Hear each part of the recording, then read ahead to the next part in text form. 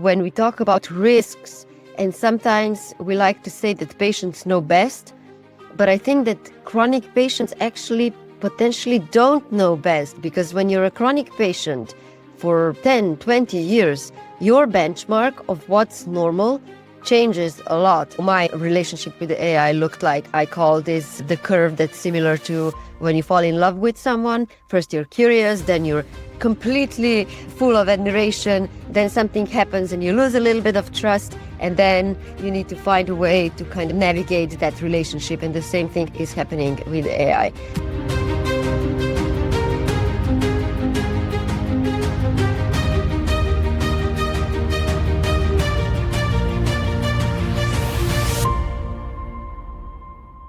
Hello everyone, and welcome to Faces of Digital Health and a special series that I call the Agentic Patient, where we explore how patients use AI, what kind of guardrails they use, and what kind of best practices can we share across the board to help more people get the best out of AI and prevent harm, potentially. And today we're going to do things a little bit differently. Eric, please take over. It is my pleasure to take over.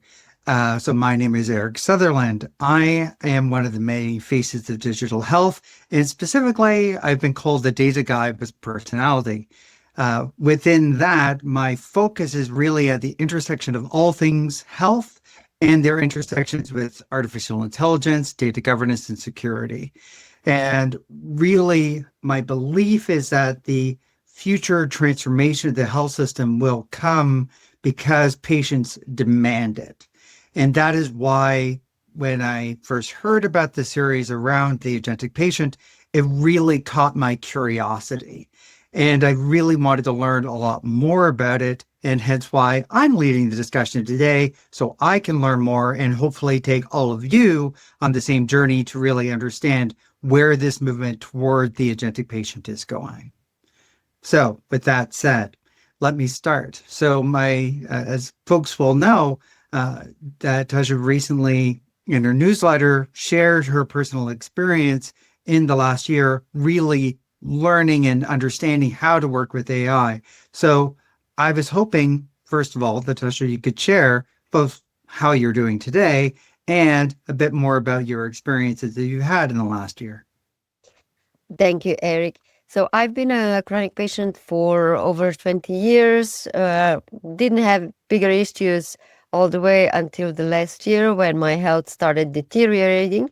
So I started using AI to first understand what are my treatment options. And because of the changes in the way that I use AI in the last 12 months, and because of the changes in my health, my relationship with AI changed with that. So to explain, initially, I was very curious. I searched for therapies and chose one. After I had complications between visits and I didn't really have an access to a specialist, AI was my go-to place to find answers, to find comfort. So I was blown away. I was completely enumerated by AI. It felt as if this is really gonna massively change healthcare. But then as my health started to improve and I took a more research approach to AI, I started asking different models the same things, so using the same prompts for different models, and I got slight nuances in terms of what kind of responses that I got, which basically caused a huge confusion in terms of how much can I or should I trust AI. So to illustrate, one AI said that I should rest more. The different LLMs said that basically what I shared, and given the exercises that I was doing, the fact that I can do them is a sign of a positive improvements in health. So it was really confusing to me to understand which one to believe. I think AI is going to have and is having immense positive impact also on patients, but we need to be really, really careful because it can go in various ways if you're not careful, if you're not assessing and thinking critically when you use it. That sounds like well, first of all, an incredible journey that reminds me much of a roller coaster, which is actually you nicely framed in the newsletter article, where you talked about both the highs and lows that you experienced, both from your own personal health and in your experiences using the AI system. So, but really, it seems to me that from this experience, it really inspired you about what the realm of the possibilities were. So, could you take us on the journey of how you really were inspired to develop this concept of the agentic patient? Right.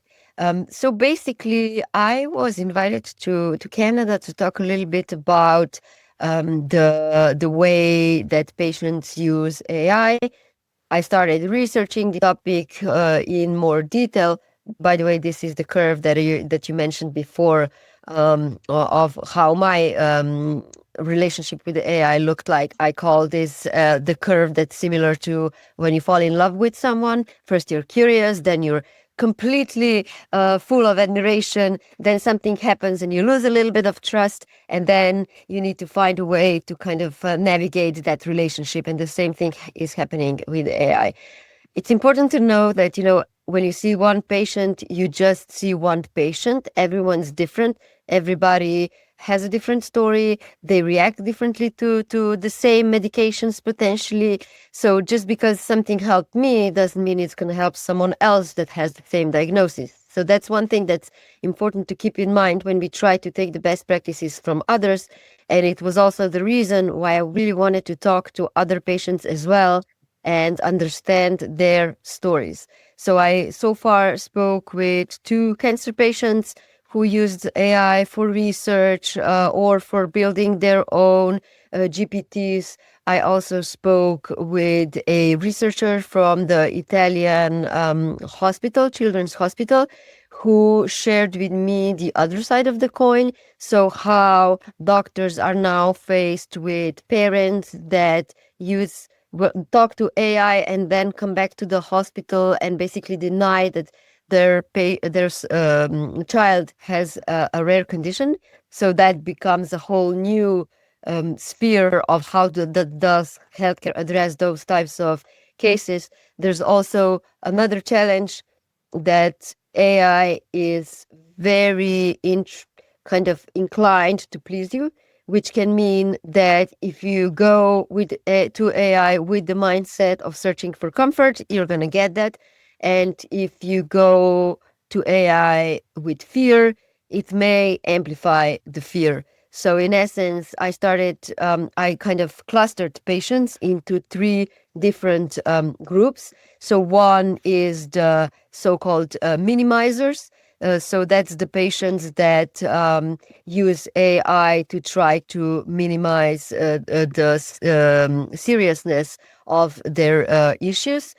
And the challenge with those is, and this is also reported in literature, that when patients delay seeking for medical care, if they have a serious condition, that can result in complications, which can result in higher cost for the healthcare systems and worse patient outcomes.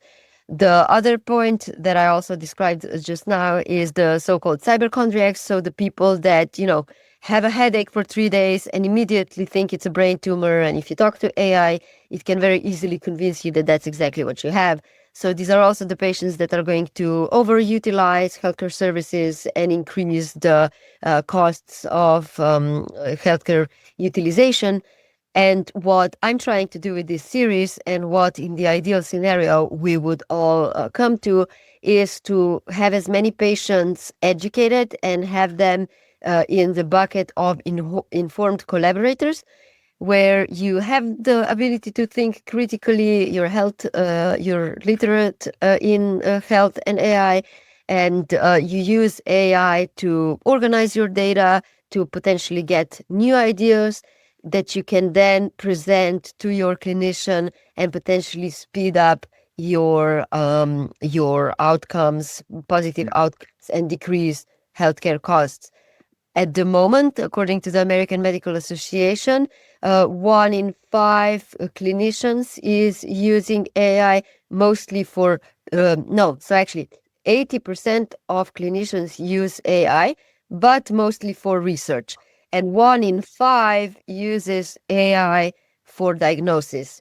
The point is that hopefully doctors can approach insights that patients bring with an open mind. In my experience, I'm lucky to have such doctors, but patients that I spoke with for the series so far do not have that experience, which is a big issue because if the doctor tells you that, it's stupid to use AI to search for answers, that just means that you're gonna start hiding things. You're gonna start doing things on your own based on AI recommendations and can go into a completely wrong direction. And healthcare Well, won't even know about it. when I was I listened to one of the podcasts this morning, and because the patient was hiding things with the doctor, they ended up going into both ER, and because the treating physicians didn't know what drugs he was taking on the side that were not part of his formal medical record, he actually had a very dangerous episode in acute care. And so, which really was born out of a lack of respect between the patient and the provider.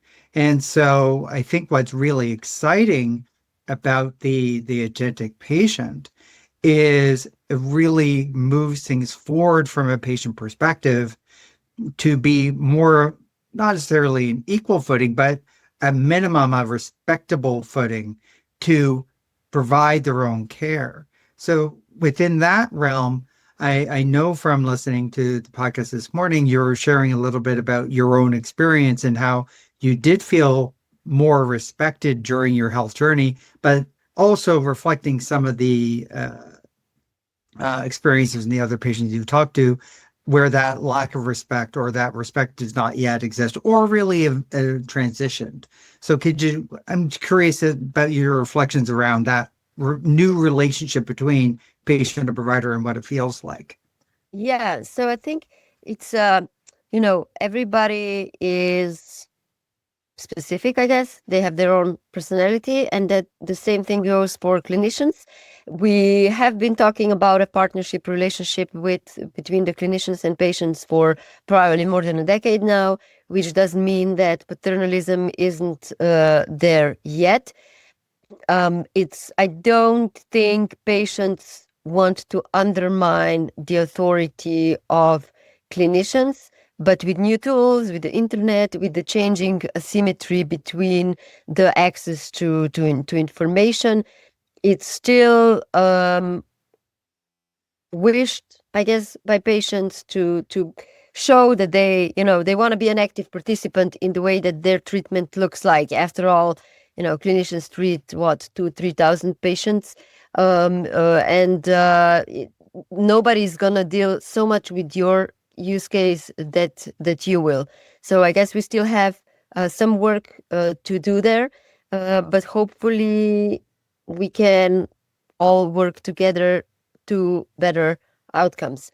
In the past I worked as a medical journalist for several years, and I do think that especially in oncology, clinicians are aware that patients try alternative things as well. So I am very curious to see what Dale Atkinson, who is a cancer patient from the UK, is going to share at HIMSS Europe. So he's also joining us at HIMSS Europe, where he's going to talk about how there's this whole world of data and patient journeys that are happening outside of the awareness of clinicians, and how, if we really want to take the 360 approach to patient care, we need to start thinking, how do we actually integrate that part of patients' lives in the data sets as well?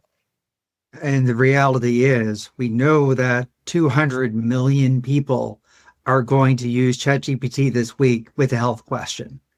So, and that number is today after ChatGPT started to get good. When it starts with Claude and other such things get to be really, really good in the next few years, I cannot see that number going anywhere but up. And so it is imperative for the health system to understand how to work with patients who do bring more information to the table, and how the providers can respect those curiosity, respect the fact that patients are dealing with their own healthcare 24/7, and give the patients guidance about how to use the systems responsibly and effectively. But having said that, my question for you is, who is accountable? Because, like, for helping patients understand this new way of being an agentic patient, because frankly, doctors are already overworked, already overburdened. We know this in the last 10, 15 years. And if we leave it to patients to go find their own information, they're going to be beset with a whole bunch of shiny objects, as you said before, the confirmation bias type of AI, as opposed to this is how you can responsibly use the system. And one of the things that struck me from your article was how you used two AI systems.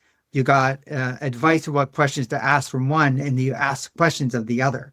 And I think that was really smart back and forth, because you really mitigate the risk. So both, can you share some of that, where you think this education, awareness, capability, empowerment, where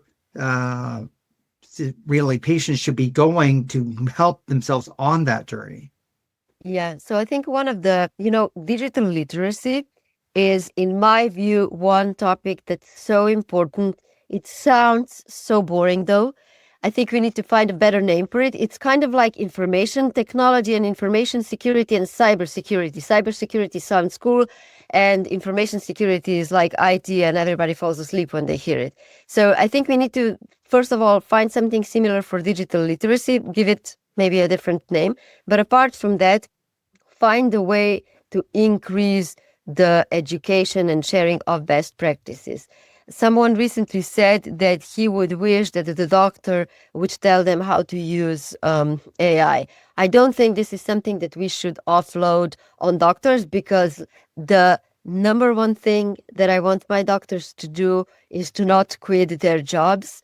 I'm incredibly grateful to have the doctors I have. They're great. I want them to give me feedback on their clinical knowledge. Like, I can ask AI about ideas. I can't train 20 years of medicine that they already have. So that partnership, when you present information in a condensed way and then verify with the clinician, is the best case scenario. I think where we have the biggest opportunity here, and again, it's what I'm trying to do with the Agentic Patient, is raise the awareness of how can we as patients make the most out of those 7 to 10 minutes. I'm not expecting the healthcare to find a way to increase those visits to 15 to 30 minutes. I do think there's a way to, do all your research and then tell AI, create a one-page summary, or give me 3 key questions I should ask my clinician on my next visit. And that can, I think, increase efficiency of the visits, etc. So I don't know if that kind of answers your question, but the healthcare, in my view, has always been struggling with the marketing part of increasing, literacy. For example, even if you just look at the patient portals and everything that the healthcare ministries are investing in terms of improvement of how healthcare system works, there's a lot. I mean, all the countries are doing so much if I look at Europe, but how much do patients actually know? Where do you actually learn about that? Maybe when you come to a doctor's office, there's a leaflet, or if you're lucky, a doctor will tell you that, I don't know, you can go get an overview of your therapist with a clinical pharmacist. But we really don't have enough official marketing on the healthcare side to make sure that people understand what's out there. And what then happens is that patient groups too often get stuck with assumptions and fears of what's going to happen to their data, how unsecured their data is, because, nobody told them how complex identity management or access controls are, and that there's an audit for their data, etc., etc. I think we can do a lot on the communication side. Well, yeah, and I definitely think that what you've laid out here is the beginning of what a curricula could actually be in around this. There was a course that Finland put out a few years ago called Elements of AI, when Finland's aspiration was to, quote, train 10% of their population, with the 10 or 1% of the population on AI, which from a Finnish perspective is around 60,000 people. But what they subsequently did, they opened up the course for everyone to take. So everyone would have a basic understanding what AI was about. And since then, it's a free online course. And they've, believe something like 2 or 3 million people have taken from across Europe and around the world. So it's certainly an area, but a big part of the challenge is just getting patients to be aware that this is an opportunity to have. So awareness is really the key word. And if I can dare say, I think you should start trademarking. Think about trademarking the agentic patient, because it is a much better term than digital or AI literacy. Because the nice thing about the agentic patient is that it captures the whole journey around data and data management through the use of AI, through to your empowerment of how to use your data and AI systems to achieve better health outcomes for yourself and to have more meaningful and productive conversations with your health providers, and how to engage with the health system most efficiently and effectively. So I definitely think that is a very interesting and intriguing path that you've set yourself on. I can see in my own mind's eye a series of courses that patients offer to patients. I've talked to many chronic patients in Canadian context, and nobody has ever trained how to be the chronic patient, how to carry the binders around, to be your own Sherpa for your information. You learn it on the fly.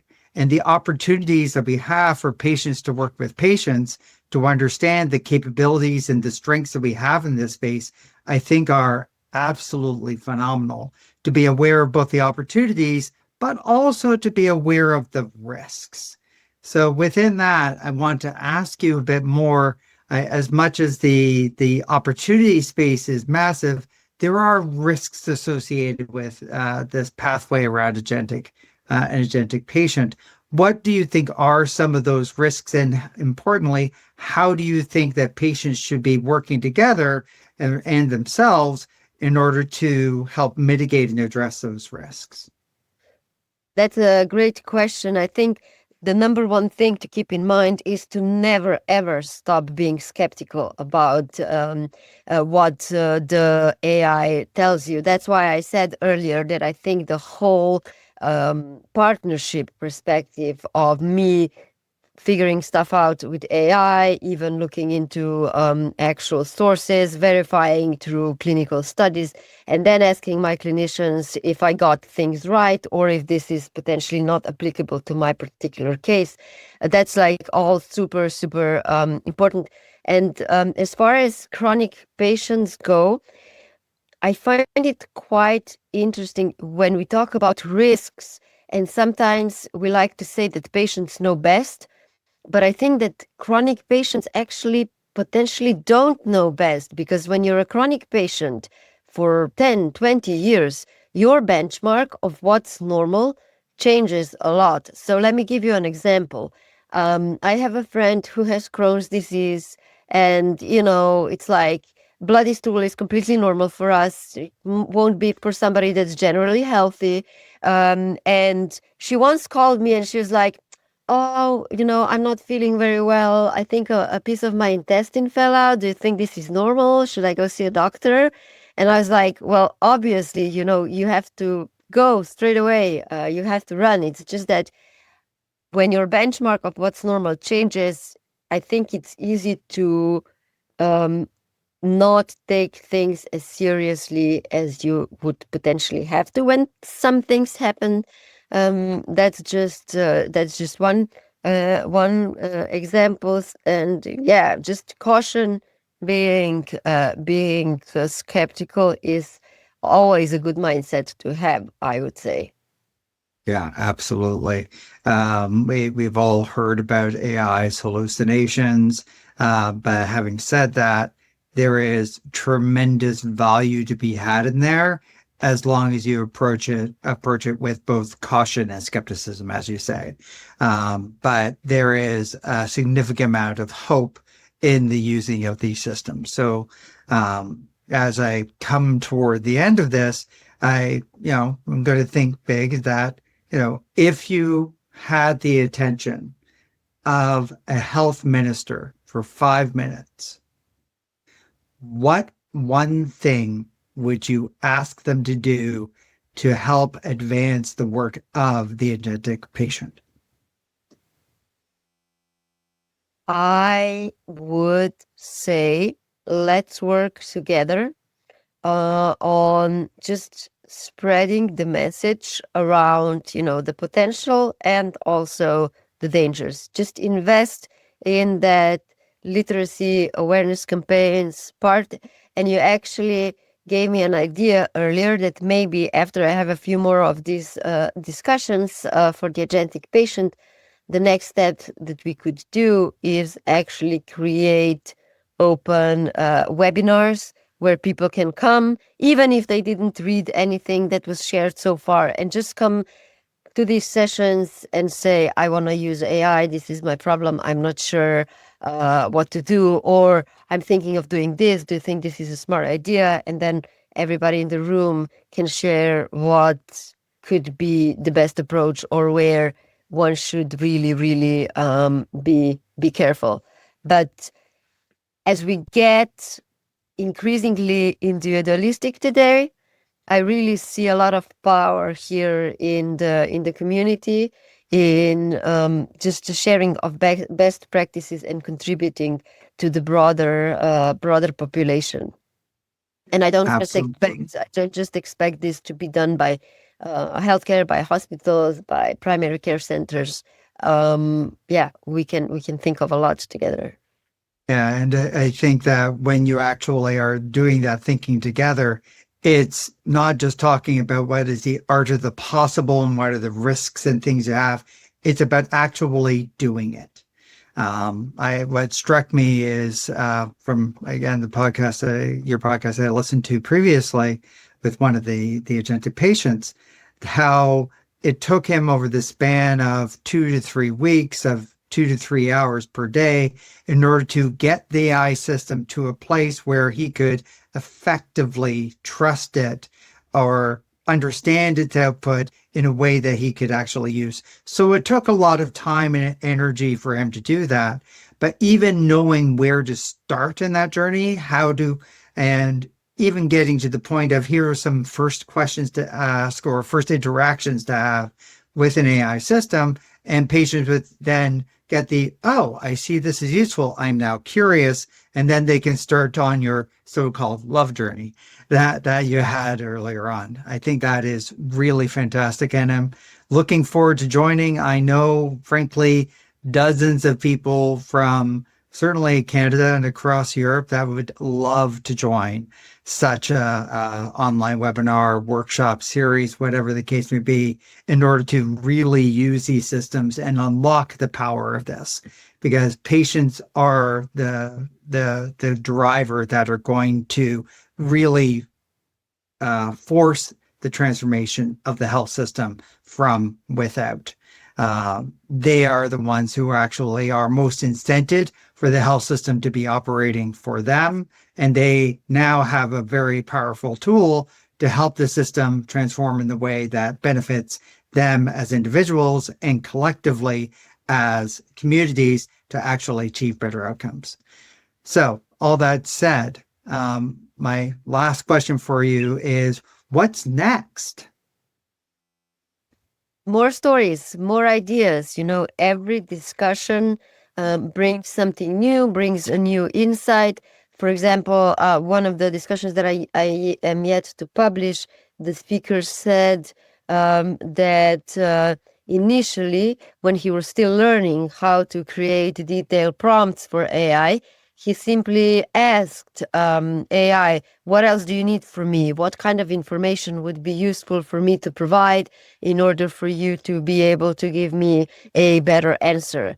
And another person at a conference that I recently attended said that if you actually tell AI don't hallucinate, that prompt in itself already improves the output that you're going to get and create some sort of a limit to the system. So I think I learn something every day. There's only so many ideas that each one of us has, and I will keep try to make the initial journey of every patient that starts using AI to help themselves. I will try to contribute to make that journey a little bit easier. Yeah. And what I've learned through this conversation is that the agentic patient is not somebody who is particularly AI literate or a tech enthusiast. It's really somebody who's trying to survive in an uncertain world and trying to achieve better health outcomes for themselves using the tools that are now readily available. And I truly believe that the path that you're on is going to really help patients achieve better outcomes for themselves, because it's not really about what's stopping patients from using AI. It's about how we can help them and how the system can help them to improve their awareness, their literacy, while being aware of the safeguards and ultimately approaching the whole topic with humility. So with that, I thank you very much for sharing this. I really have to say that this is exceptionally exciting for me, because I do believe this is the beginning of the transformation journey that everyone needs. Eric, thank you so much for taking on the role of the moderator today, for coming up with this idea in the first place. This reverse role thing was your idea. So thank you so much. And yeah, we will keep working together to do as much good as possible. Thank you. My pleasure. I hope I did you a good service. You did great. Thank you.